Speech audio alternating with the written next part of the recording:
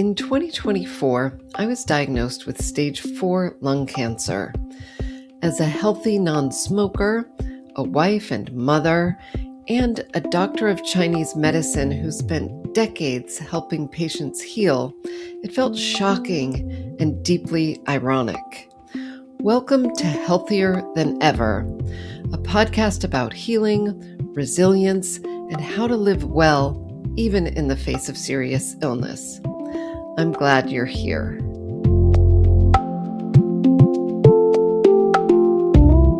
Hi, this is Toni with Healthier Than Ever, and I am here today with my dear friend Larry Miller, who is a licensed acupuncturist here in Los Angeles.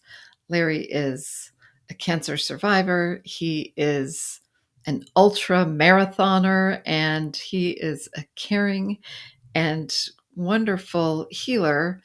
And I thought he'd be a great person to have on and talk about his own cancer journey, and both of us as both professionals and patients, what our life experience has been, and hopefully we'll be able to inspire and educate our listener. So welcome, Larry. Thank you, Tony Balfour. It's Can great I to call see you? you. Am I allowed to call you Balfi on this You, you, podcast? you are allowed to call me Okay. Balfi because All right. Larry and I met when we were in school together in the 90s. And just to give the listeners some background, I think, as happens in a lot of friendships, I mean, we were close. We were both kind of techie people in the 90s. And I remember AOL instant messaging you when we were in school, and you were so quick-witted and sharp. And I mean, we were like on the 28.8 dial-up modems and discovering Google. This was a long time ago. Totally. Totally. And We started school in 96, and that was before Google. I think yeah, Google started in like 98, I think. yeah, But yeah. anyway, yeah. But as happens with friendships like this, there were many years where we kind of weren't in touch. I mean, we were still fond of each other. We had mutual friends, but we lost touch. And I think when when our friend Jill maybe told you that I was going through this cancer journey, you did what a lot of people I think don't do. And you reached out to me and you called and you said, let's have coffee and let's talk. And I think cancer is such an uncomfortable topic of conversation that people, even people who you love, they kind of shy away and they don't want to talk and they don't want to bug you. But you did the opposite, which I thought was really beautiful. You called me and you said, hey, let's chat. And I think, was that partly informed from your own cancer experience, or do you think that's just kind of who you are? And I think maybe a combination. And I think also just to go back a little bit, in terms of losing touch, it's like we both became parents, like mm-hmm. and that definitely takes some attention away. And then, I've found my own world, like, having grown up now you grew up in Florida, I grew up here in Los Angeles, I have a bunch of friends, then you accumulate more friends as you go through different work experiences. We went to school and Mm-hmm. got close with a bunch of other people. And then what happened is parenting sort of narrowed my world a little bit. So I think that was part of it. And also, like, because of our mutual friend, Jill, Mm-hmm. who is one of my closest friends, who's one of your closest friends, Mm-hmm. you've remained like in my awareness, even though Right. we haven't like, we aren't as, interactive as we used to be. Right. I think when I heard about it, and I did reach out, but I also wanted to respect your privacy and maybe Mm-hmm. not wanting to talk about it.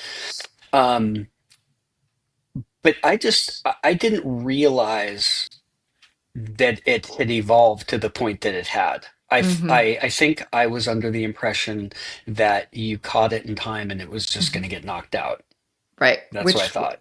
I was under that impression for a year. Yeah. It was stage 1. It seemed like it was going to get knocked out and not come back. Yeah.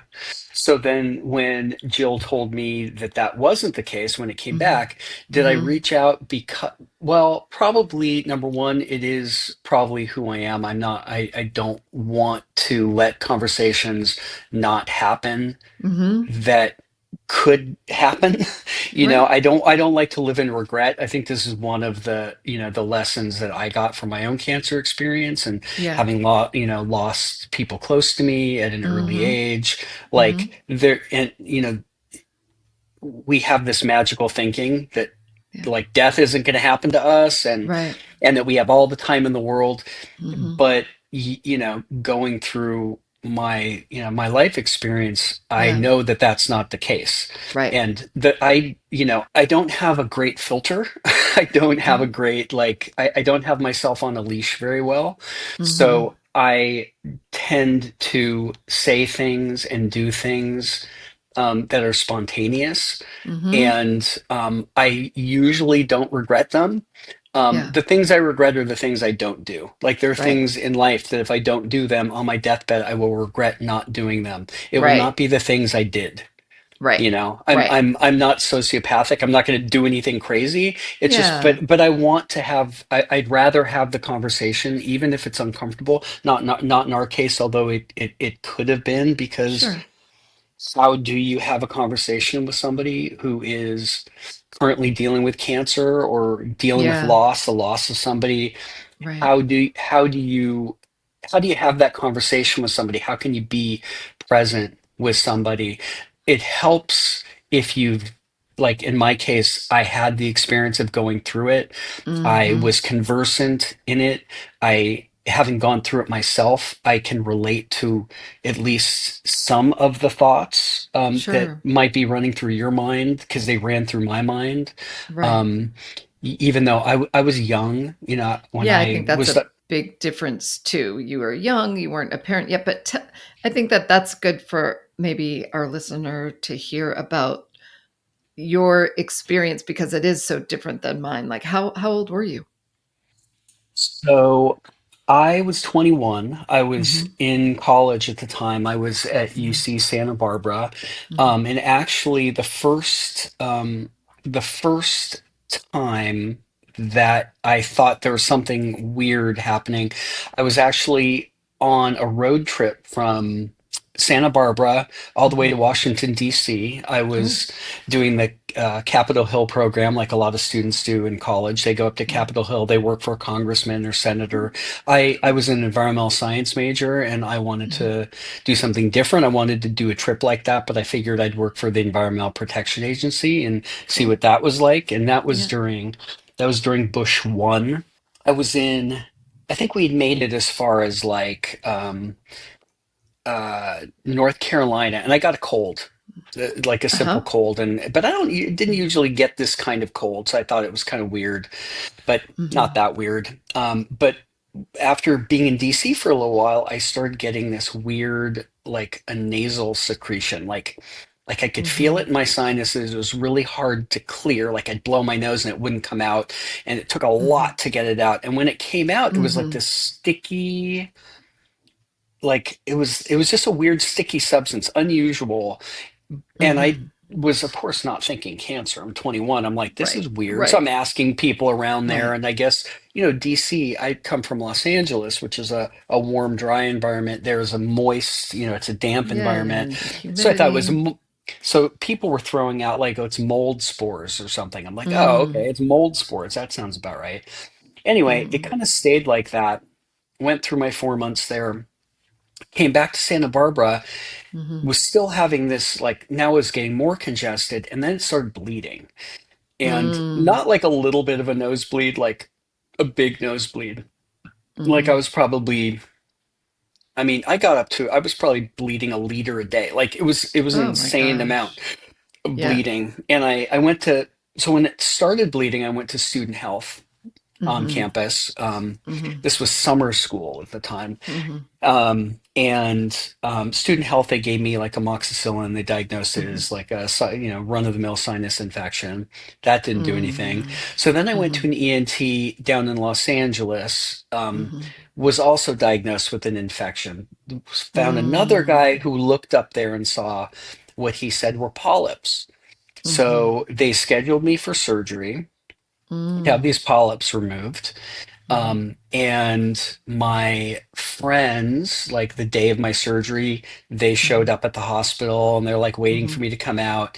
And apparently, Mhm. while I was under, like the surgery was they were going to cut through my soft palate and they were Mhm. going to go up, through my mouth to remove the polyps. What he Mhm. ended up doing instead was I think he biopsied them rather than Right. taking them out. He didn't, I think that he suspected it was something more than polyps, but didn't say Mhm. anything. Ah. Anyway, after taking a sample, they did, I guess, a quick biopsy. And when I came out Mhm. of my surgery, my mom was there, all my friends were Oh. there. I was Mhm. unconscious, but the Mhm. doctors told my mom Oh. that they were malignant. Mhm. And my mom, like, Mm. my friends are all there and they're all stoned basically Oh, because we're all yeah. 21, and they're like Right. ready to Right. like mess with me because I'm coming out of my surgery because we all just mess with each other. Sure. And then they're told at the same time, kind Mhm. of, I was told that it was cancer. Mhm. Yeah. And Yeah. I at the time Mhm. I wasn't even like, oh my God, like I kind of took it like, of course it's that. Like, I think Right. I'd been through enough life challenges at that by that time. I just Mhm. thought life was out to mess with me. And Ah. I never like I from the very beginning I never thought I was going to die. I didn't This is also Really? the magical thinking of youth, even though I Mhm. was my staging, the cell Mhm. type, the staging, it was Mhm. 50-50 whether I was going to Mhm. make it or not. I was stage 3. Yeah. Um, and but I never thought I was going to die. That was never That's my thought. fascinating. Mhm. Yeah, my thought was, it's like, okay, I'm not going to die from this, but I have to get Right. through this. Right. And I took it as a real challenge. Mhm. Mhm. And I was probably more exasperated with Mhm. life that it would Yeah. give me this challenge, but I was up for the Yeah. challenge. I felt up for it. I the reason I think that it's so interesting that you didn't think that you were gonna die, I think that's so normal for a 21-year-old, but your brother had already died at this point, right? Is that something Hmm. that you feel comfortable talking about? Like, how old were you Yeah, I mean, when that happened? it's never comfortable to talk about, but I'm not, Yeah. it's totally okay to talk about. Yeah. My brother died, I was 17. So Mhm. this was like Mhm. 3.5 years before Yeah. he he died. He didn't die of cancer. He died in a shooting. Mhm. He got Mhm. into a fight with Mhm. he was 15, I was Mm. 17. He Mm. was, he kind of hung out with, like, this is like early mid 80s. So he died in Mhm. 1985, and it Mhm. was like the rise of punk rock in Los Angeles. My Yeah. brother was part of this scene. I think a lot of Mhm. young men who were dealing with challenges at home acted Mhm. out Yeah. through aggression and stuff like Mhm. that. And he fell in with this group of kids, and that just kind of sets the background. It wasn't the setting that he Yeah. died in. He died at a nightclub.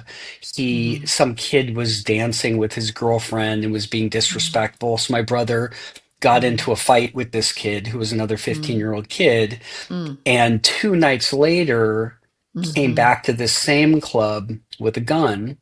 He Mm. was 15, my brother's 15. The Mm. 15-year-old was supplied a gun by an 18-year-old, and at the club confronted him and shot him. So anyway, that was Yeah. how my brother died. And I think it's such a crazy full circle thing because I'm sitting here looking at another mutual friend's home, our friend Shane, and she loved your brother.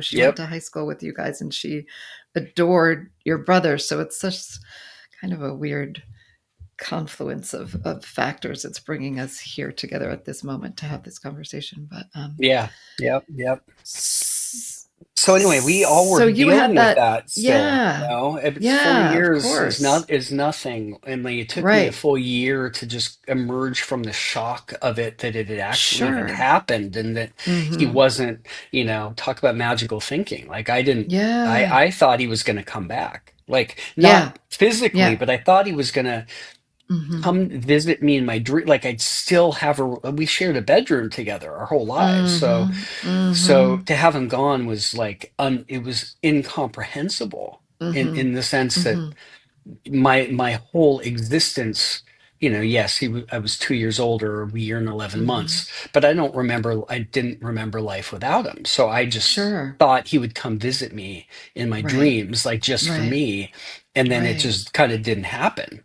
And right, so it took until I went away to college and got away from everything mm, for it mm-hmm, really to set in. I mean, and the other thing that yeah, made a huge difference, both in getting through my brother's death and also my mm-hmm, cancer experience, were yeah, psychedelics.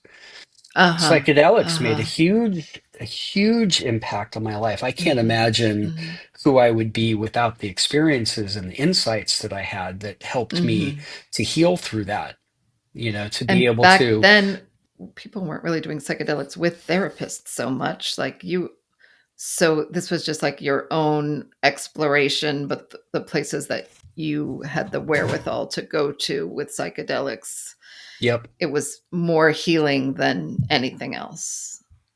Yep. That's great. Yep. That's great. It gave me perspective. Once you get through Mhm. the Mhm. visual things and the humor, and a lot of it was with my friends. Luckily Yeah. I had the good navigational sense to Mhm. choose good people throughout my life. And my Yeah. best friends are, they've been my best friends since I was 8 years old, because I picked Mhm. really good quality people, and they were Mhm. able, they knew my brother, they knew my family, like they were able Yeah. to go through it with me, with Mhm. a deep sense of knowing who I was.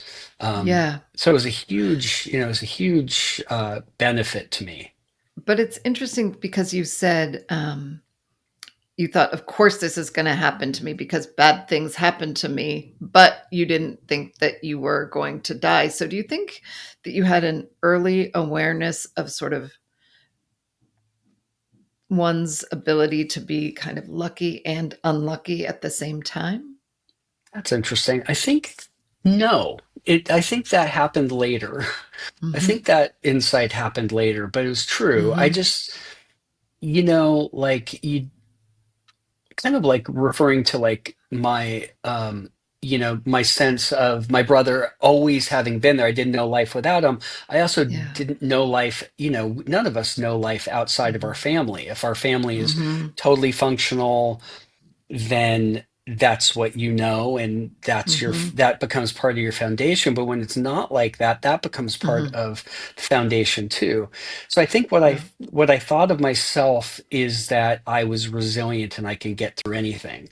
And Mm. part of the way I Right. did Right. it is I was born with certain attributes that I can't Mhm. I'm not, I can't take credit for them. I think a lot of, Yeah. that not a lot of people get that who you Mhm. are, yeah, it's Mhm. what you do, but a lot of it is what is baked into you, I agree. things that are out of Yeah.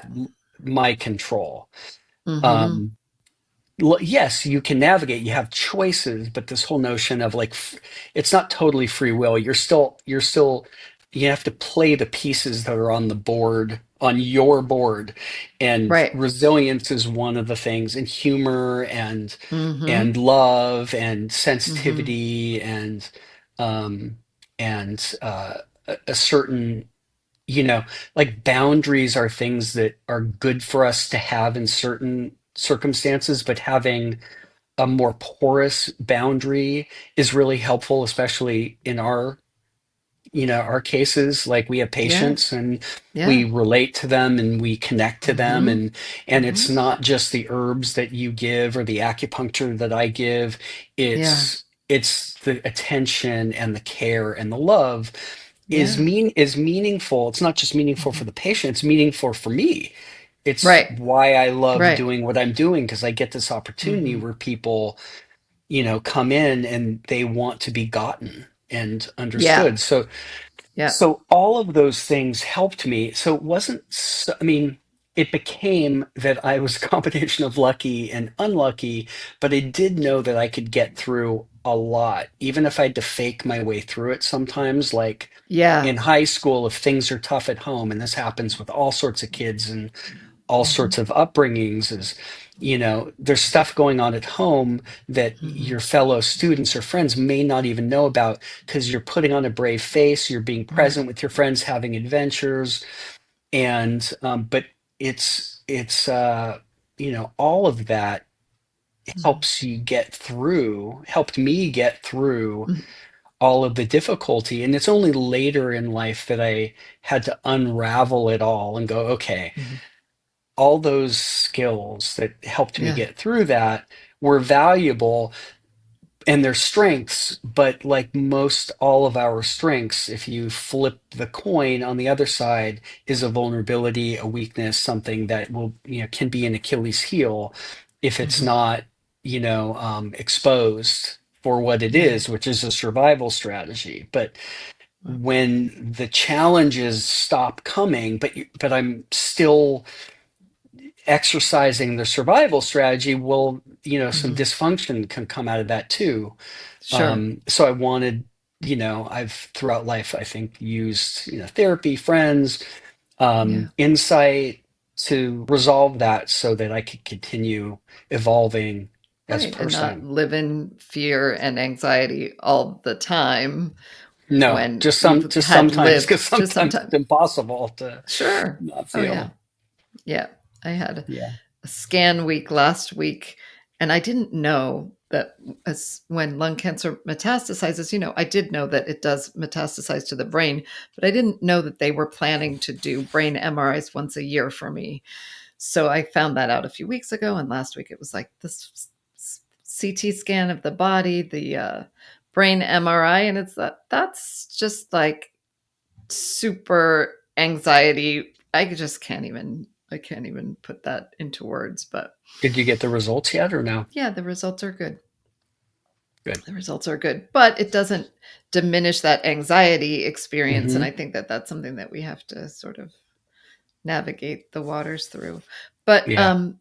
you were talking about therapy and psychedelics, and at the time when you were in treatment, you did conventional treatment, right? You did chemo and Yeah. So right afterwards, I met with mhm, oncologists, and mhm, there were different protocols that were recommended.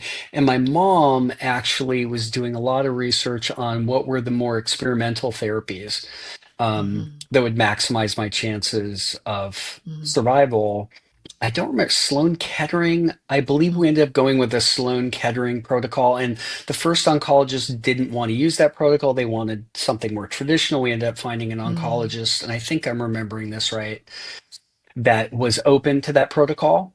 Great. And so started pretty immediately. Mhm, I think within a week. And the protocol they had me on, I think it was once every 9 days, like mhm, one alternating outpatient and inpatient. When I was an inpatient, just in a hospital room for 2 days with mhm. drips of, Yeah. methotrexate, Mhm, adriamycin. mhm, What else? I forgot the other. CHOP was it was like a modified CHOP protocol is the name of the mm, protocol. But mhm. anyway, it was the other thing, because my tumors were in my sinuses and they were so close to the brain, Yeah. they were giving me intrathecal chemotherapy. So this is, most people have heard of a spinal tap, don't necessarily Mhm, know what it is, but it's they go into a space between one of your lumbar vertebrae, mhm, pierce the dura mater, which is the tissue that surrounds the spinal cord, but it also mhm, contains the cerebrospinal fluid that's circulating mhm, up your spine and through your brain. it's got to be intact. And what they Mhm. did was they had to give me the chemotherapy to get to my brain and cross the blood-brain Mm. barrier. So the way to do Mhm. that is you go in through, that thecal tissue, and they Mhm. so withdraw the same amount of cerebrospinal fluid that they are going to replace the Wow. chemotherapy with, because the pressure has to be right, or you can have Right. like pretty bad side effects. Sure. Um, my side effect was the most like brain splitting headache you've ever imagined. And it was Oof. like, so I would get these headaches that would last for a week and they wouldn't go away. And I just would be in my room with my head under a pillow. And this happened like the Mhm. first couple months. It was, and this is when I lost most of my weight. So I went from like, I Mhm. was a slender guy and I was maybe Mhm. 148 or something. Mhm. And I lost about 25 pounds in about 2 months. Wow. And I could just Wow. feel myself withering away. And this is when Mm. I got very concerned, like, wait a second, Mhm. this stuff is kind of killing me. Like I felt, Mhm. and this is the deal with chemotherapy. I think the Mhm. biologics are a bit different because they're maybe not as toxic, but Mhm.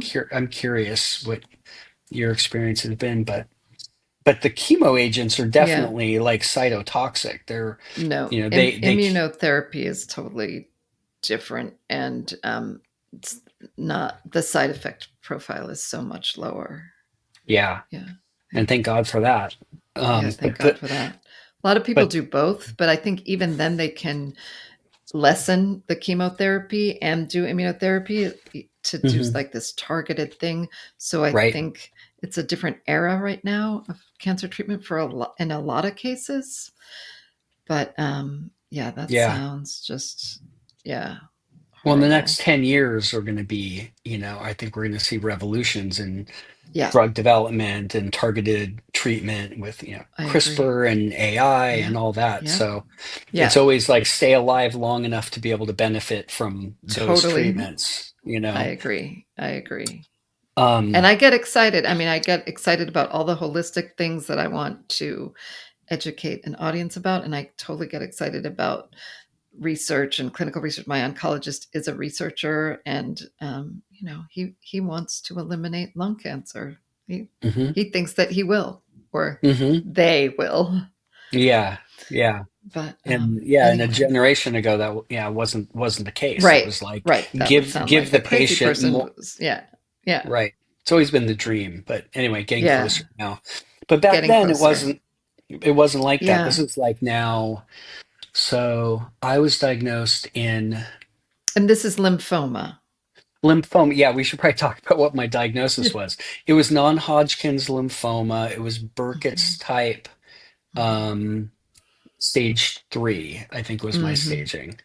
Yeah. Um, and at the time, it was reasonably well treated compared to the other Mhm, cancers, but still, they gave me 50-50 chance, essentially. mhm, mhm. So anyway, I'm going, my experience with chemo was like it was just destroying me. It's how I felt. Yeah. And it was at that point. I remember I went in for an MRI to see how the chemo was working. I think that was the only time I cried.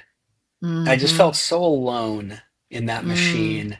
And I Mhm. really felt like I was confronting something I didn't even know. I Mhm. didn't, I didn't know how to even explain it to myself, Right.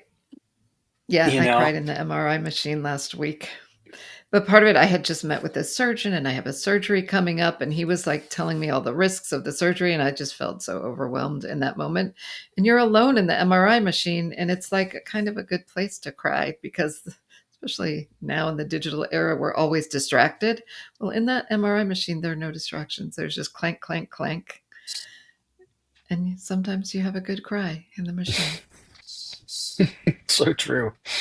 And yeah, it's funny. I've had lots of MRIs since, not for this, but for like, just injuries and like running Yeah. injuries and things like that. Yeah. And I like the MRI for whatever reason. It feels Mhm. very contained. And I know a lot of people hate it. They get Yeah. claustrophobic. It freaks them Yeah. out. I'm never like that. I'm like, I feel, I mean, it's not as loaded as it was Right. back then.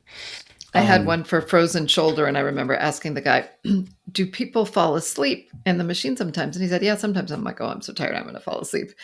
And totally. then I didn't, and I felt kind of competitive afterwards. Like, wait, other people can sleep, and I didn't. Like, it felt like, Oh, I've fallen asleep many times. Totally. yeah, yeah, Um, so anyway, so I'm withering away. I'm feeling yeah. awful.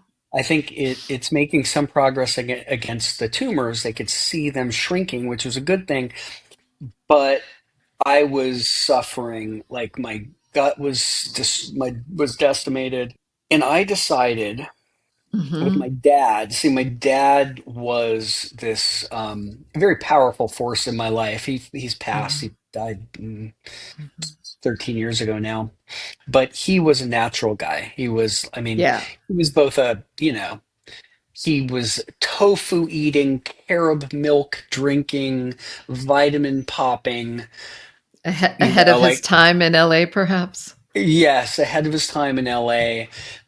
But he was also an addict and he took all Yeah. kinds of pills. He would just take everything. But with my dad, so my dad was very wanted me to go a more natural route. My Hmm. mom, now they both lost my brother, their son, Right. 4 years Yes. previously. So Yeah. they know the experience of losing a child. Right. Neither of And you're them, the now they're only div- kid left. I'm the only kid left. They've been divorced. They were divorced since I was 3. So Yeah. and they were non-speaking terms. Very Mm. uh, Mm. you know uh, difficult relationship. Hmm. So my dad wants me to start approaching things from a holistic perspective. Now, this is Hmm. pre-internet. This is Right. 1989. There's no Right. internet. There's no, Right. like, if you want to know about any of this stuff, you are going to a library and getting books, or going to a health food store. Right. And And my what was his mom, vision? Like vegetable juice or what? What was it back then? juicing. Oh yeah, Yeah. it was juicing. It was colonics. Mm. It Hmm. was what else? Sauna, but mostly just like vitamins, herbs, Hmm. Hmm. coffee enemas. It's Hmm. like, and vegetarian, Hmm. like, clean I did living. some of that stuff in the early 90s, like the colonics or like the colema board, which was I like had a a, Kalima board. That's what I yeah, had, a yeah, yeah. Kalima board. I did It's some of crazy. that stuff back then. Yeah, and it was funny, kind of like when I was in college. So I lived in a fraternity at the Hmm. time, and I'm in the Hmm. fraternity house going through this experience. Okay, Oh my friends God. are all raging, and I'm in Uh, the bathroom with a Kalima board doing music. It's just comedy, the you know? Kalima board, just for our listener, it's like a an enema, but a little bit more. You're using gravity to help get the enema higher up. It's gross. Yes, It's you have a gross. We don't need to bucket. go Yeah, into detail. well, I mean, we won't talk from the tip of the Kalima board. We'll leave that part alone. But it's like Yes. this flat, hard plastic board. You put one end; it has an opening on it over the toilet. The other part was on Hmm. a chair so that you could lay on Hmm. it. And then there's a bucket that you'd put on the tank of the toilet so it could be gravity fed, so that it's like, Right. Right. all the, I anyway, didn't blah blah. actually have one, by the way. I Oh, did this okay, experience that was like a spa, like a beach spa in Thailand on an island that's where way it was better than the like, frat house. yeah, it was way better than the frat house. It was, we fasted and, so it was just a life healing experience in my early Yes. exploration of natural medicine. It was, Uh-huh. yeah, yeah. But anyway, that's crazy. It was So, crazy. so So I your stopped doing dad's, chemotherapy. you stopped the chemo. One of the things I see again and again is how many people are living in a state of low level overwhelm, wired, overstimulated, or mentally exhausted. And often the goal isn't to shut that down, but to help the nervous system feel more steady and supported. I've put together a calm and clarity plan with a few of the supports I use most often. things like magnesium, L-theanine, and gentle adaptogens. You don't need to take everything. You can start with one or two and build from there. If you'd like to explore it, you can go to htever.com/calm. That's htever.com/calm. And as part of this community, you'll receive 20% off anything you choose to order. And as always, check with your medical team before starting anything new. We will have that link in the show notes. I Mm, stopped the chemo and yeah. I became mostly vegan.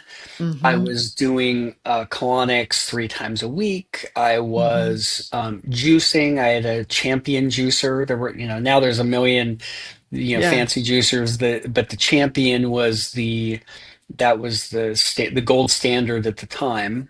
Yeah. Lots of juicing, had stopped eating meat, was not drinking or anything like that. Mm-hmm. Mm-hmm. Basically, just anything that was cancer causing, that had any Yeah. evidence behind it being cancer causing, I Mm-hmm. stopped doing and started researching herbs. And this is Mm-hmm. really kind of how I got onto the path of ending up in Chinese medical school. Yeah. But years later, in a career choice, before that, that was very Mm-hmm. different. But that's how I Mm-hmm. ended up there. But so I'm Mm-hmm. researching, just getting, finding books, the new holistic herbal, the male herbal, like all Mm-hmm. these, Pavo Arola and his nutrition, like all Mm-hmm. this 60s, 70s era, Right. herbal and nutritional stuff that was, it was still in circulation and there hadn't been a ton more produced. But anyway, And so your started dad was research, probably happy because he's like the natural guy. What's your mom's response to all this? shut down. And, Yeah. she has heard me say that and doesn't relate to that, but it was the Mm-hmm. way it, it, I related to it.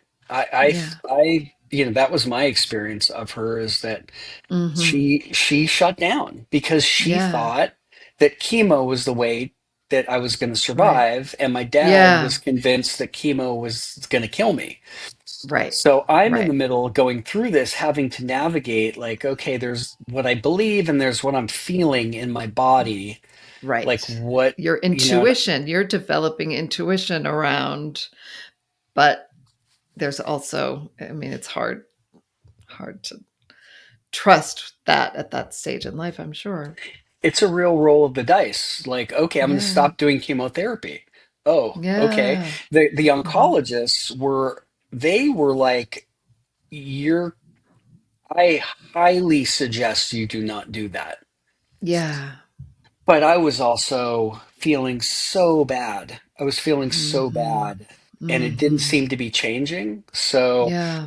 I stopped doing all the chemo, did the natural route. I moved out of the fraternity house. I moved up into the mountains above Santa Barbara. Mm. I was looking Mhm. for a little quiet guest house situation. So there was a newspaper, like a giveaway newspaper in Santa Barbara called the Santa Barbara Independent, kind of like the LA Mhm. Free Press or Mhm. whatever, these giveaway newspapers.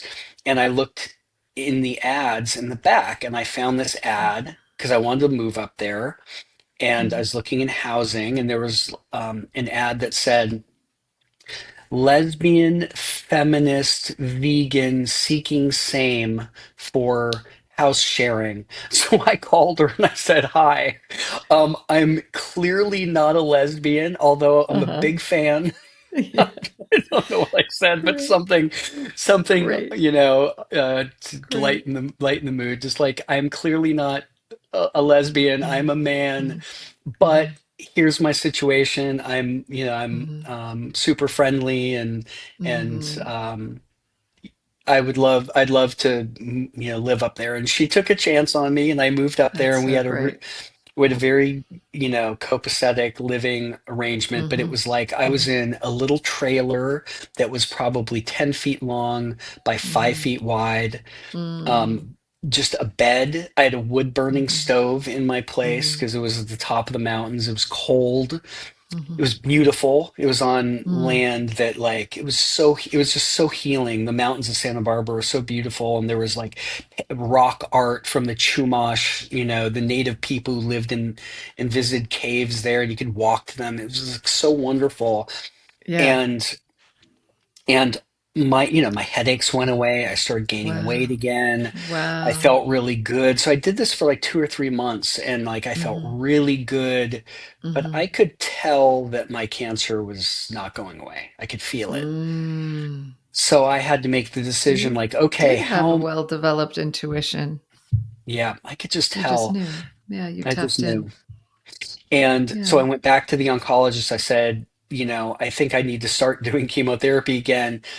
But I didn't want to give up everything I'd been doing. So I continued Yeah. doing what I was doing. And I told Mhm. them, I was on a schedule with the Mhm. chemotherapy. And I told them that I wanted to adjust the schedule. Mhm. I wanted more days healthy than I had Mm. sick coming out of each chemotherapy session, and they Mhm. were very much against it because the Mm. research showed this is the protocol, this is what works. We didn't Right. test some modified protocol, Right. but to me it made the most sense because I didn't want to end up like I had been before, just gradually beaten down. So So before the days of integrative oncology treatment, you were creating your own integrative treatment as a youngster, just following intuition and your own experiential uh, knowledge. I was, Yeah, and that's great. it worked for me. Like I could Great. tell I was not being devastated. I changed some of Mm-hmm. the herbal protocols I was on to Mm-hmm. not be Mm-hmm. as anti-cancer, but more to support the organs that were metabolizing the chemo agents, Did they and know you helping were to clear taking those herbs? metabolites. Uh, I don't think they knew I was taking herbs. They did know I was juicing. And I Uh-huh. remember once, my dad had made this big batch of carrot, beet, ginger, garlic juice or something, Mm-hmm. but mostly Mm-hmm. carrots, and they gave it to me. And the Mm-hmm. oncologist said to my dad, the oncologist says, carrot juice can be toxic. And Mm-hmm. my dad just laughed in his face, because here he's giving me all these chemo agents. They're the most toxic things humans put in their bodies, and he's talking about the toxicity of carrot juice. But I Yeah. also understand you can overdose on vitamin A. Sure. It's Sure. metabolized by the liver. Right. Right. But they knew I was juicing. They didn't know I was doing all these herbs. Yeah. And then the other thing I did is I shaved my head Mm. rather than, Yeah. watching my hair fall out gradually. I'm like, I am not going to go that way. I went Yeah. bald. Mm-hmm. I had a good head for being bald, so I was lucky. Yeah. So it Um, was empowering to just take that into your own hands. Yep. I started Yeah. running. I Mm-hmm. remember at one point I had IVs in my arms. I was doing like Mm-hmm. dips, like bar dips Mm-hmm. in like Mm-hmm. on the gurney that I had been laid on. So Wow. I was like full on, I am gonna thrive. That was like Yeah. my approach. And Yeah. luckily, after another 9 months of chemo, I Mm-hmm. was in remission, and you Mm-hmm. know, have been in remission ever since, and have had Amazing. no scares or anything like that. Yeah. And Yeah. yeah, Is there anything I'm hearing your story and I feel so much compassion for young Larry in this situation. And at the same time, as a parent, I feel compassion for what both of your parents must have been experiencing. I can't even imagine. Is there anything that you would say to like the past tense version of your mom, like back then, if you could now, if you could like comfort her, having lived through this? Do you have words of comfort that you would give either your mom or your dad? Like, don't worry, I'm going to be okay, kind of thing? that would have been a nice thing to have told my mom. I would say my dad was more difficult when I went. Mm, Like my mom was definitely more vulnerable at that time. My dad Mhm. was vulnerable too, but kind of like a cornered animal. They get aggressive, and Mhm. yeah, my dad was really angry when I went back to doing chemotherapy, like screaming at me, Uh, you're uh, killing yourself." Like uh, crazy stuff. He fought. mhm. I got into a fist fight with my dad during this Oh my time. gosh. He Oh my threatened gosh. he wanted to fight me. And I was talking to my friends, my friend Jed and my friend Mhm. Hirsch, David Mhm. Hirschman, who Mhm. ended up dying like 7 years later of melanoma. Uh, he I was on the phone with them crying, like, what do I do, you guys? yeah. My dad wants to fight me. Yeah. And they're like, kick his ass, Larry, kick his ass. So I met him down Oh at a my park, gosh. and we Oh had a my and we had gosh. a fist fight in the Oh my park. gosh. It was the craziest thing. And like we squared up to fight, Mhm. and I ended up like kicking him. That was all I Mm. did. I kicked him, but he was like ready to punch me, and he like fell to the ground, and it was like that was the last time he ever threatened me. So it Right. was Right. it was really intense, but it was like a fight for my life. And my dad, Right. in his mental illness, he thought he was fighting for my life too. He Right. In fighting me, he thought he was fighting the He thought he was cancer. saving you. He Yeah. thought he was fighting for me, but he was Right. fighting me. Right. It was crazy, but it was such an intense Right. experience. So I Like think the I would tell fear my is so dad, overwhelming. Yeah. What would you tell your dad? I think I would have told them both I was going to be okay, Hmm. because I figured I was going to be okay, but I probably would have timed it with my mom when I stopped doing chemotherapy. I would have told her it's Right. going to be okay. And to my Yeah. dad, I would have said when I started chemotherapy again, it's going to be okay. Yeah. So that Yeah. but I didn't really know it was going to be okay. Sure. But I Sure. knew, but I didn't really know, but Yeah. Yeah. in my thoughts I knew. But I've talked with my mom about it Hmm. Hmm. since that experience, because Hmm. she wanted to explain that she didn't feel like she had shut down. It was just really Hmm. hard to Right. deal with it and deal with my dad in the midst of Yeah. it. So she Right. ended Had a up lot of pulling anger away. toward him and his opinions, no doubt. Yeah, no doubt. So it was complicated. It's very Sure. complicated. And also, Hmm. it's funny when you're a kid and you look at your parents and they're like, oh, adults. My mom at the time, she had me when she was 20. So she was like Mm. 40.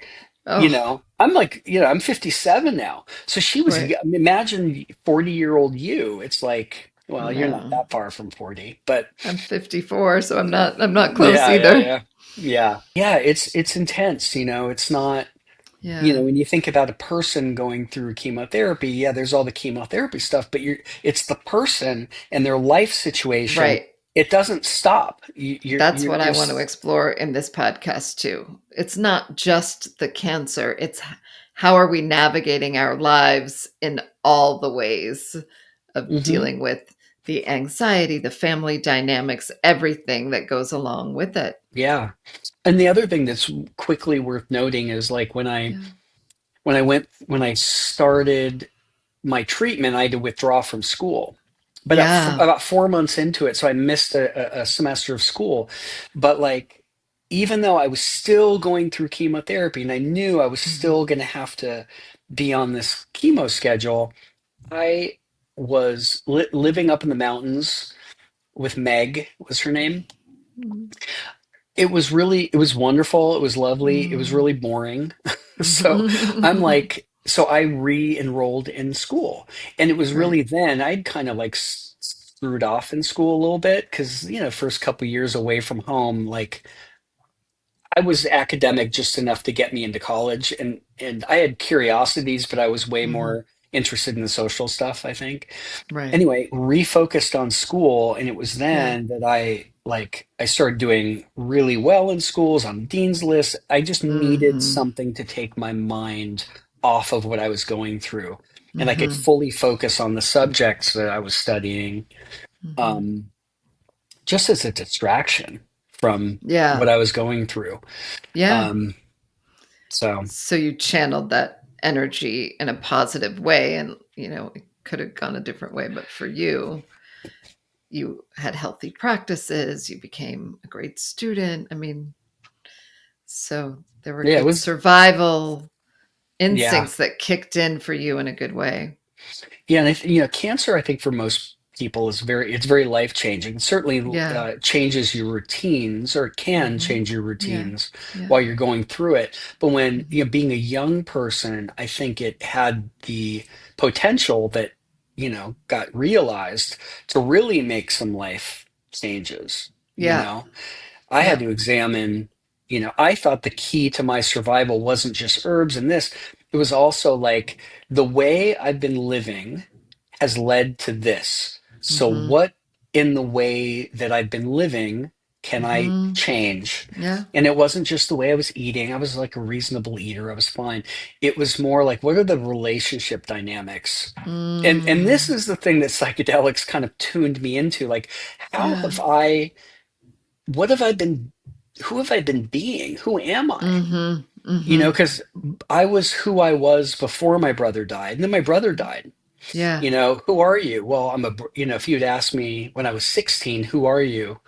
And I'd had any insight, I'd go, well, I'm a brother, I'm a Mhm. son, I'm an Mhm. athlete, I'm a Mhm. friend, I'm, a joker, I'm whatever. But then my brother dies. Mm. I am not feeling like a lot of those things anymore. I'm a Yeah. brother, but where's my brother? So I'm not really, and Mhm. everybody, I didn't feel like being as like freewheeling and flippant about life as I had been before, and that all my friends still were, because they Right. didn't lose their brothers Mhm. or go through anything even remotely close to that. So it was like, who who am I going to be going forward? Because I went to college and was Mhm. acting, I was acting like me, Mhm. like the me Mhm. that I thought I That was they knew, acting that your like me. friends knew. Yeah. And so it was like, well, wait a second, who am Mhm. I now? Because I've been pretending to be me, the old me. Mhm. So that was a big part of my healing, was redefining who I was, and certain Mhm. essential parts never change. And I think in my case, I feel like that was a good thing, but I did have to change some things. So I stopped going with what all my friends were doing. I started adding new people into my life who more closely aligned with who I really was after my brother died. And then Mm. that just kind of continued after cancer. And I don't know if that was what role that played, but to me, it meant it was a key part of it without Mhm. any evidence whatsoever. But Mhm. it's just a lot. We do energy medicine. Really, Mhm. we're manipulating people's energy. We're finding out where it's stuck, or where it's depleted, or Mhm. where it's mistraveling and Mhm. altering its path, and Where it's th- weak. where it's weak. And that was what I feel like I needed to do without knowing. I didn't know anything about acupuncture when I started messing around with the way my energy was flowing. Mhm. I translated that into my lifestyle patterns and my relationships and Yeah. my vibe, for Mhm. lack of a better way. Do you treat cancer patients now in your acupuncture practice? Well, it's funny is that was when I graduated, or actually Mhm. while I was in school, that was my intent. That was what I was going to Mhm. work on. And for the first few years of my practice, I did. That was Mhm. my focus. I wanted Mhm. to work with cancer patients. I started giving not lectures, but like talks at, I forgot the name, but there were a number of them around the Los Angeles area. These cancer Mhm. support groups, like community center Mhm. type things, where Mhm. cancer patients came and met, and I would give talks there. And I wrote up Mhm. different talks about how to like safe ways to supplement, what are ways Mhm. to lifestyle and nutritional things, and I did that Mhm. for a few years, and it that was my focus. But what was Mhm. hard, like patients Mhm. dug it, Because at the time, remember, antioxidants were like all the rage. Now it's like, Right. you heard it, but at the time, like antioxidants was a big thing. But when you're going Yeah. through through chemotherapy, you don't want antioxidants. That's how the chemo Mhm. agents are working. They're oxidizing the Mhm. cells. So you take Mhm. antioxidants and you blunt the positive effects of the chemo, but you get all the Desired downside. effects, yeah. Yeah. Right. So it was really trying to teach people, okay, what are safe ways to supplement that do not involve antioxidants, Mhm. Mhm. which is not a common like discussion topic, but I thought it was valuable. Mhm. So I did that, Mhm. and what I found was that oncologists were not like it was hard to find patients, hard to Yeah. market for cancer patients. It was hard to network with oncologists because they at the time especially just Right. thought I'm a Right. quack. Yeah. I'm approaching Yep. things pseudoscientifically, and Yeah. they didn't trust. So it was really hard to build a practice around that at the time. Right. And I um, tried for a while too. I studied at Sloan Kettering, like I did a acupuncture for the cancer patient course at Sloan Kettering, and mhm. I sort of got myself to a place I was treating one of my mother's cousins with acupuncture. This is early in my career, but she ended up passing away. She was in her 80s. She was like 83 when she died.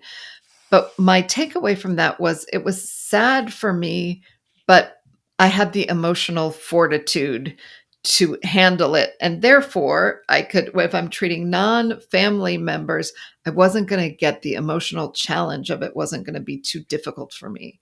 But what ended up happening, I always loved herbs and I was in love with herbs. And any cancer patient that I had, their doctors were telling them, don't take herbs. And I'm like, how can I be an herbalist? Which is what, my practice evolved. And now that's what I do. I mean, I treat dermatology patients with herbal medicine. But, then it was how can I treat cancer patients when I'm not even allowed to use herbs when your hands are kind of tied behind your back. So Yeah. I evolved away from that. But I would still like to say for our listener, I do think that we should just tell them what acupuncture is good with as far as cancer treatment goes. So are there things that you particularly liked, like symptoms that you found to be helpful? I mean, it's been a while. But in the last, I don't know, 10 years, of course, I've had my share of cancer patients or going through Yeah. treatment. Yeah. Um, a lot of, there are a lot of peripheral nerve pain. I mean, Yeah. some of the That's a stuff big one. is kind of basic headaches, um, Mhm. uh, digestive issues. Yeah. Acupuncture could really help with for female patients. A lot of the medicines are very disruptive to the reproductive system, and Mhm. could help to regulate the menstrual cycle. Like Yeah. it wasn't really. I trained in fertility also, but I didn't that wasn't the main focus. I don't Not Mhm. many women going through cancer treatment are also trying to Trying to get get pregnant. pregnant, right. They're just trying to survive. So that wasn't so Right. much an But they issue. might They try might like for especially or after at the least fact. like regulating the menstrual cycle. I think that that helps psychologically. If you've got regular periods, I think that that is something that feels something is normal. Yeah. Yeah. And also like, acupuncture is so good. I mean, acupuncture on its own, Mhm. we practice Chinese medicine, which is not just acupuncture, but Yeah. just regarding acupuncture, Mhm. acupuncture is good at, I would say, a handful of things as a standalone treatment. And one Mhm. of the things it's best at is stress and anxiety. Yes. And people that are going through treatment, and you experience it now, is like, Yeah. just how do you manage the stress and anxiety around it? Mhm. And Mhm. acupuncture is really, really good at So great. grounding, Mhm. balancing. It doesn't change your situation, but it changes your Experience of yourself it. at the Yeah. center of this Yeah. crazy experience so that Yeah. you don't have to suffer unduly not Mhm. only the effects of the treatment, but also just where your head is at. And Yeah. you got a family.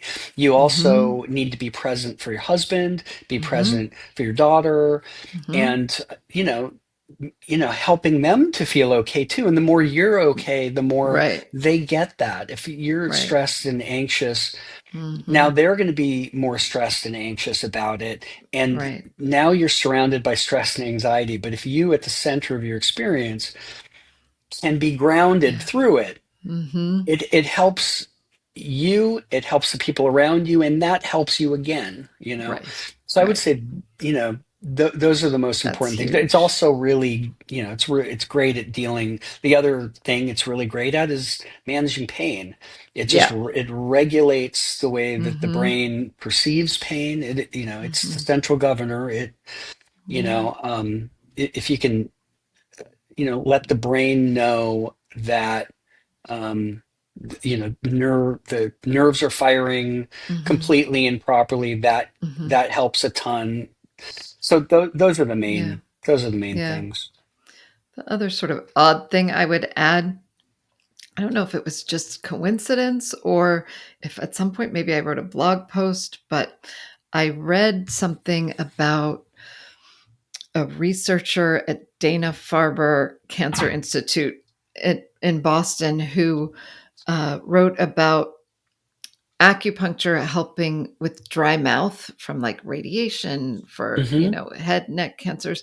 I don't know Hmm. if I like read that and I wrote something or if it was just coincidence, but I did get over a period of time, a handful of people Hmm. who would see me for dry mouth. And it was really kind of remarkable Hmm. at how these acupuncture points could help with this salivary glands and Hmm. Hmm. Hmm. it's something that it's not like it's not obvious. The peripheral neuropathy and things like that, I think, are more common and it makes sense. But sometimes I think you can find these odd, more uncommon circumstances where people think that there's nothing they can do, and then it's like, Hmm. oh yeah, acupuncture. Yeah, and I remember when Yeah, we were in school and studying, well, what are some of the benefits of acupuncture for the cancer patient? That was one of the things, like, really, I don't even remember that from back then. yeah, but Yeah, I don't think I ever had a patient present like that and come yeah, that's in why with I that as wonder, their chief complaint. did I write something that I attracted these patients? Like I don't know why that became a thing. And again, it wasn't like the primary thing, but I had a handful of people who would see me for that. Yeah. And I think a lot of people that are going through cancer are afraid to try things that are outside of the, traditional conservative Yeah. protocol because they don't want to screw anything up. Yeah. And a lot of oncologists reflect that back to them. They don't want them to Mhm. do much Mhm. of anything because they don't want to screw Mhm. up the benefits of the treatment. So patients end up kind of staying in that lane and not reaching Yeah. out. It's better. Better. It's different now, but Yeah. it's still like a At prevalent City of Hope mindset. now, they're building an integrative cancer department at City of Hope, which is where I go for Hmm. treatment, which will have acupuncture. Or maybe it already does. I don't go to acupuncture there, but Yeah. it's good that they're embracing it. And Hmm. again, I think maybe acupuncture is seen as something where there won't be a lot of negative side effects or it's not going to affect their treatment so much, where still herbal medicine, my oncologist is like, don't take herbs, we're trying to boost your immune system and we want to know that what we're doing is you know working in a certain way, so we don't want these other factors. He's a researcher, so it makes sense that he doesn't want to add herbs to the equation. But Right. my my thought at this point is foods are almost like herbs, so Hmm. food is medicine too. So for the time being, I'm doing that. Yeah. I mean, let's face it, like MDs are not, they are skilled in what they did their residency in and what their Right. specialty is. Right. They are not trained in herbs. So they just Right. say, don't take herbs. I mean, there are hundreds and hundreds and hundreds of herbs from different traditions. Like, just don't take any of them. No, they just, as a blanket statement, It don't do is. anything that's going to screw up my treatment. They're And the not, thing that's yeah. interesting too is he's like, you could cook with turmeric and you can, Chinese herb, exactly, Ayurvedic herb. Yep. exactly.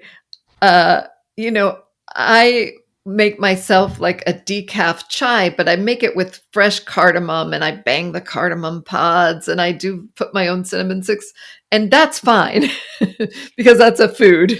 But Sure. I'm still digesting my food nicely after dinner because I've got my cardamom. I'm using Hmm. food herbs. But Yeah. And to have compassion for them. yeah, Every doctor, even though oncologists, I found like my oncologist, these were stiff people. yeah, These were not like mushy. These are not mushy people. These were hmm, brainiac yeah, kind of people with very strong boundaries. And yeah, if you're losing patients, if you're hmm, losing half your patients, I can totally understand. And I didn't hmm, understand at the time. I wanted someone to love me. I wanted my yeah, oncologist to love me. And yeah. and I was, I had a racket Mhm. about the whole specialty. And there was a time like I got out of chemotherapy and neither of my parents were there to drive me home. Mm. And he drove me home. My Oh my oncologist drove me gosh. home. Wow. And it wasn't until later that I realized how unusual that was. Yeah. Yeah. And that was as mushy as he was going to get. Mhm. And Mhm. it was what I needed at the time. It was like, Yeah. especially, he was an adult. He's probably younger than I am now. Sleep is one of the areas where I see people struggle the most, especially when there's stress, illness, or just a lot going on. And often the goal isn't to force sleep, but to help the body settle into it. I've put together a restorative sleep plan with a few of the supplements I recommend most often. Things like magnesium, gentle sleep support, and calming nutrients. I've organized it for you online on FullScript, which is my trusted source for high quality supplements and products.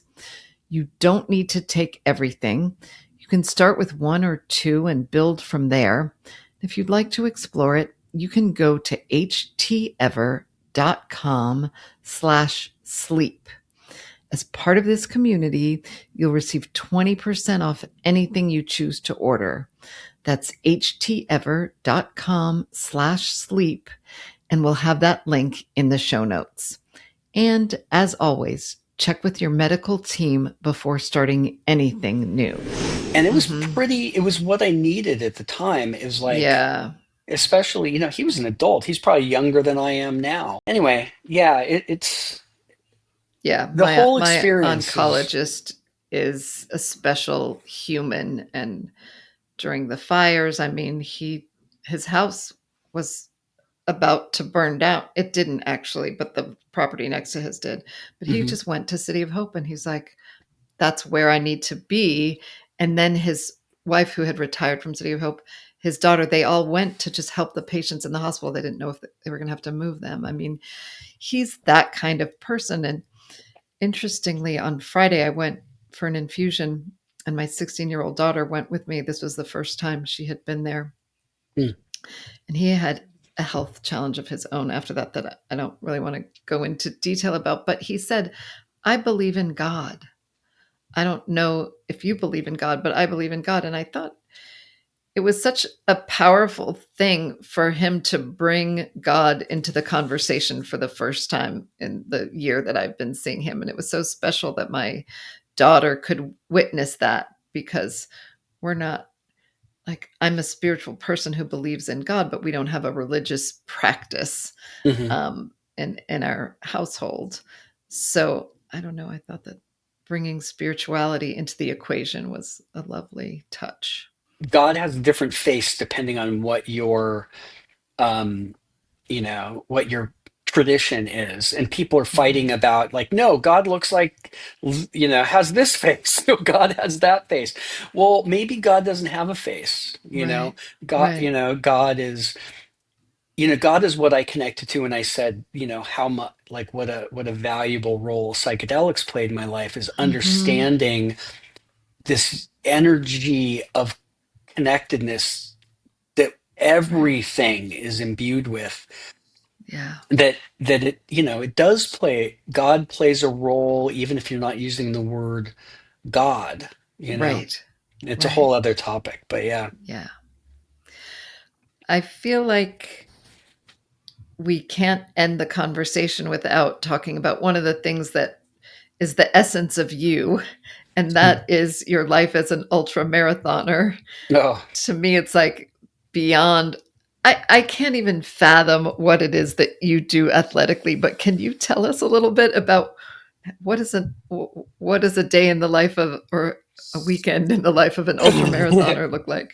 It depends where I am in a training cycle, but I would say, so just to back up. So when I was in college, that was when I started running. Like, Santa Barbara was a great place to go running. And what's funny is my first race that I ever ran was when I was 21. I was in DC. I was actually in, like, Northern Virginia. So I didn't live in DC. I lived in Falls Church, Virginia, and I think in, like, Alexandria, which I Mhm. don't even, I think I'm getting the city right. There was like an 8K, and that was the Mhm. first, like, sanctioned sort of race I ran, and I just started falling in love with it. So when I got back to Santa Yeah. Barbara, I ran 10Ks all the time. I ran Mhm. the Santa Barbara Chardonnay 10 miler. Then I ran my first half marathon, had that experience. And it was such a brutal experience because I didn't Mm. know, like, how to do nutrition or anything like that. I bonked really hard at mile 11 and was like, oh my God, this dream of, oh, I'm going to run a sub 3 hour marathon. Forget that. I never want to run a marathon. But then I just started, I just kept at it. I ended up running my first, like, marathons maybe when we were in Chinese medical school, I think I did.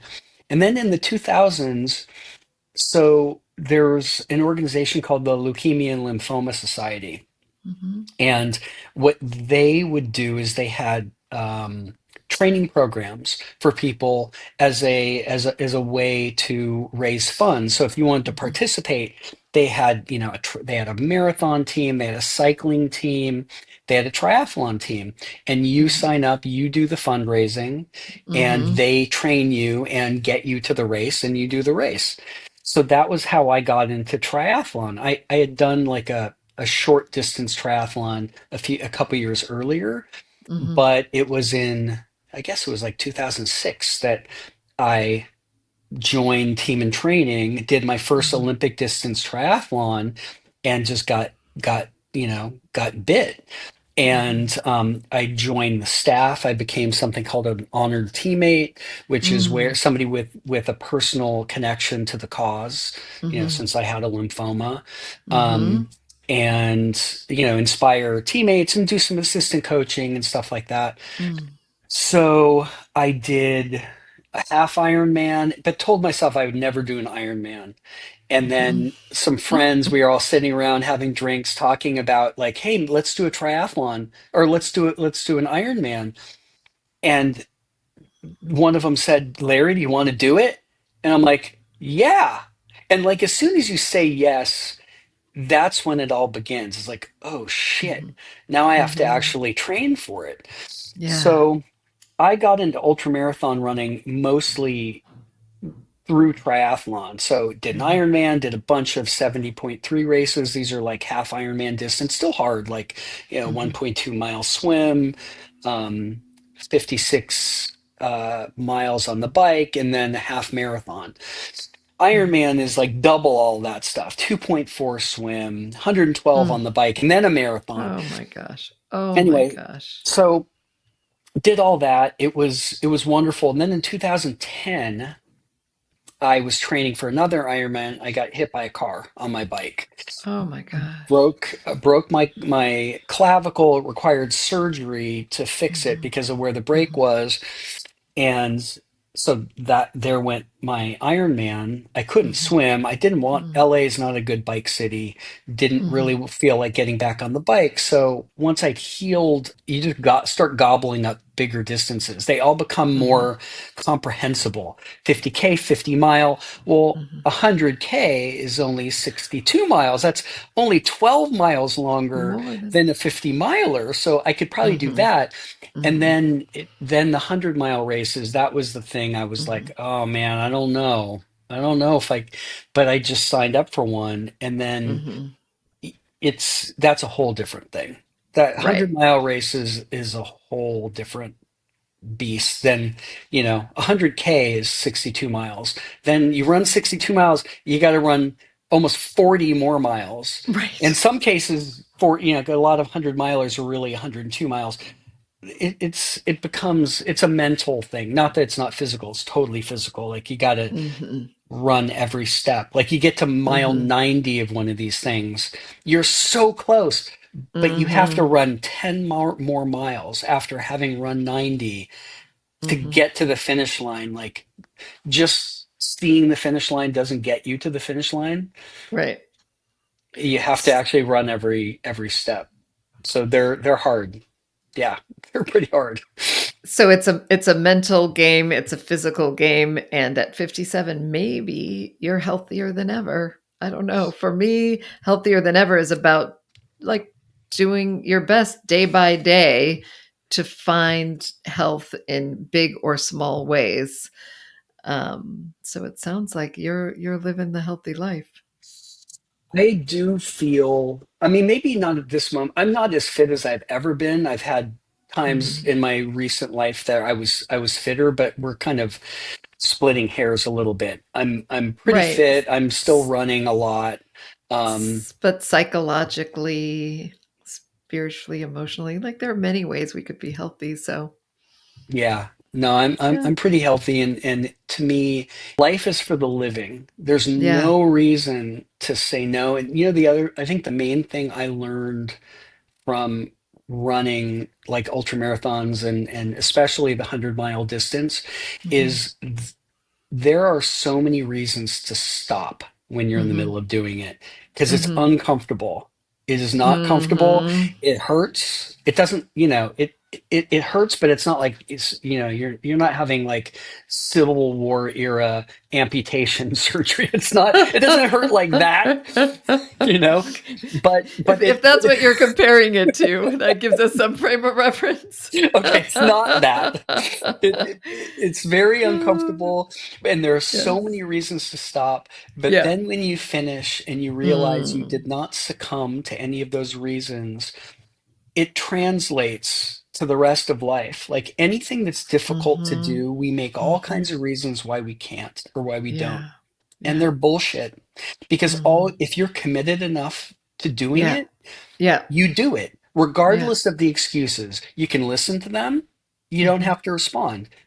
Okay, I got it. But you're committed. Why? Is it because of the dopamine hit at the end? Like where's the reward? Just I think the reward of dopamine is present in much shorter distances. I think if you're after just so dopamine, you that's do not not it. have, That's no, not no, it. no. You do not have to run ultra marathons. I mean, anybody who's run a marathon knows, you get to mile 18 and you run out of glycogen if Mhm. you haven't been fueling enough to Mhm. replace your glycogen. It's Mhm. hard. The heart, Yeah. like, it's hard.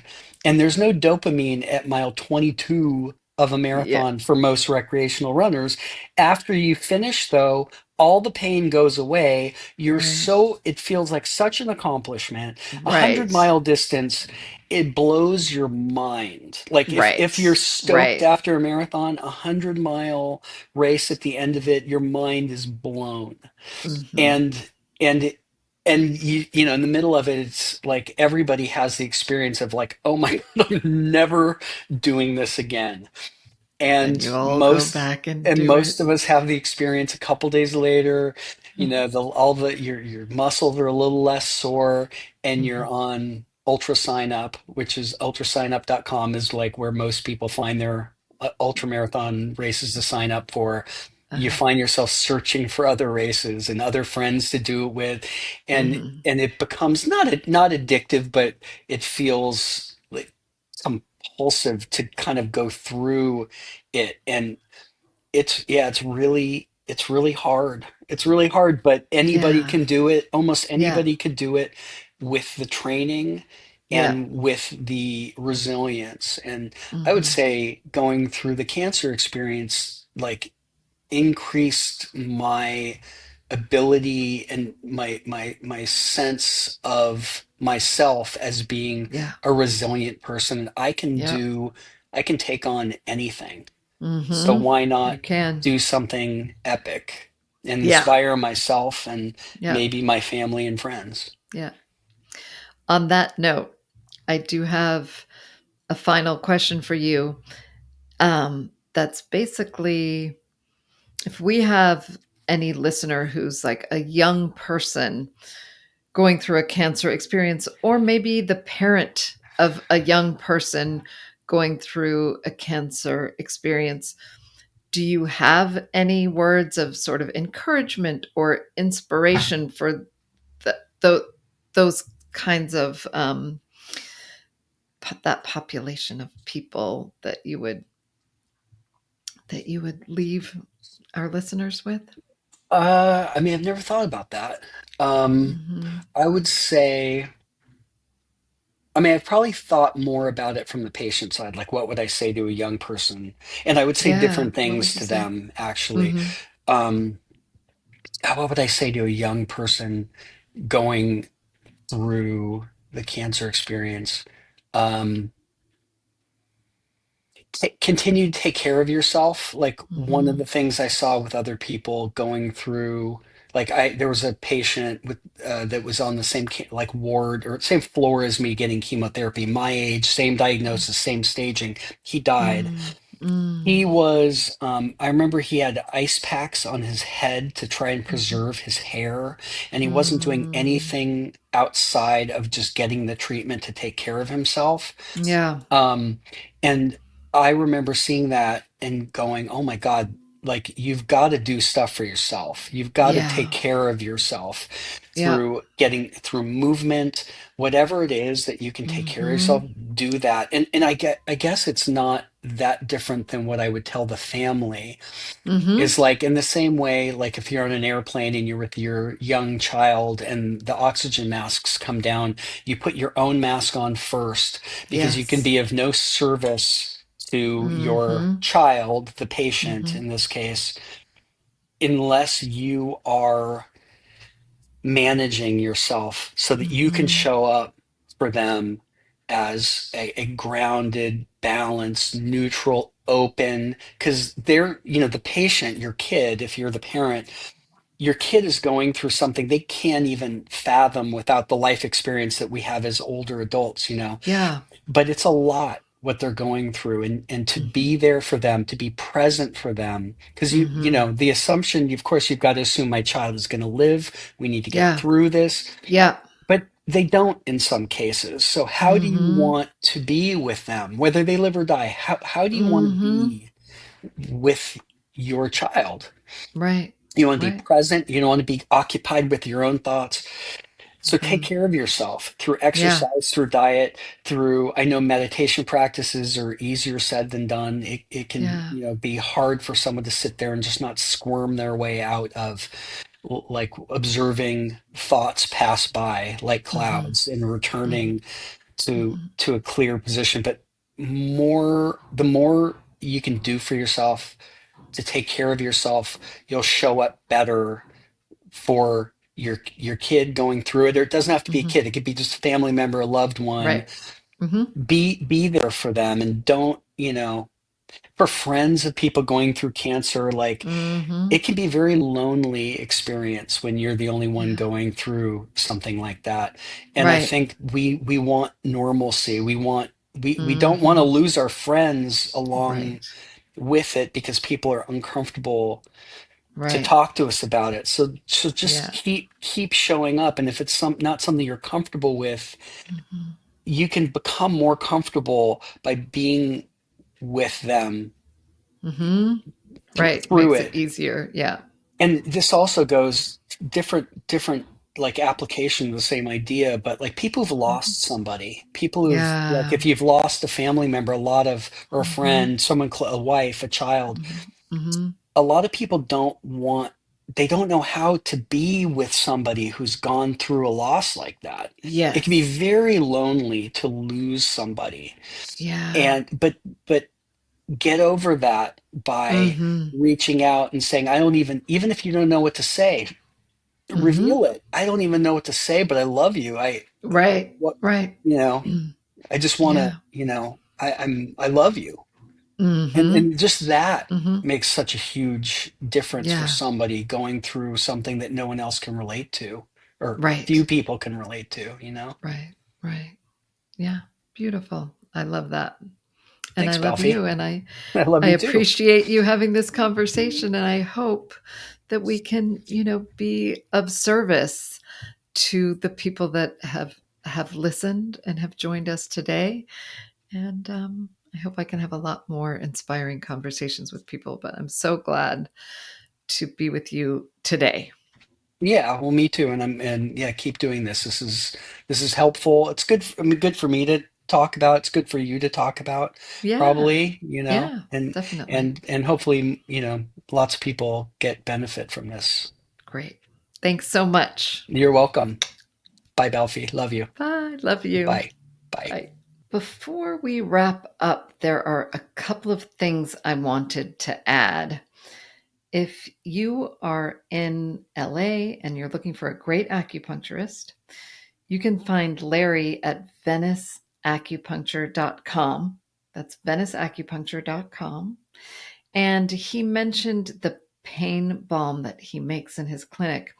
It's great for, you know, back pain, joint pain, and bruising as well. If you get bruised from like IVs and blood draws like I do, go for the Hit Balm. It's you can find it at www.hitbalm.com. So it's HITBALM.com. Larry also mentioned his experience with psychedelics during and after cancer treatment. I so appreciate him opening up about that. And it's such an incredibly rich topic. I am planning to do a future episode that does a deep dive into psychedelics and cancer. Just a quick note, though. First, this podcast is not offering medical advice. Always consult with your physician about anything. Um, and psychedelics aren't for everyone. They're generally not advised for people with bipolar disorder, schizophrenia, or a family history of psychosis. If this area is something you're curious about, especially while dealing with cancer, it's generally recommended that you explore with a therapist or a trained guide. But like I said, I do plan to share my own experience and really delve into this topic a lot more deeply in a future episode. That is it for today. Be open to what supports you, be discerning about the noise, and know that you are cared for. Sending you a virtual hug, and I look forward to seeing you again on a future episode. Thanks.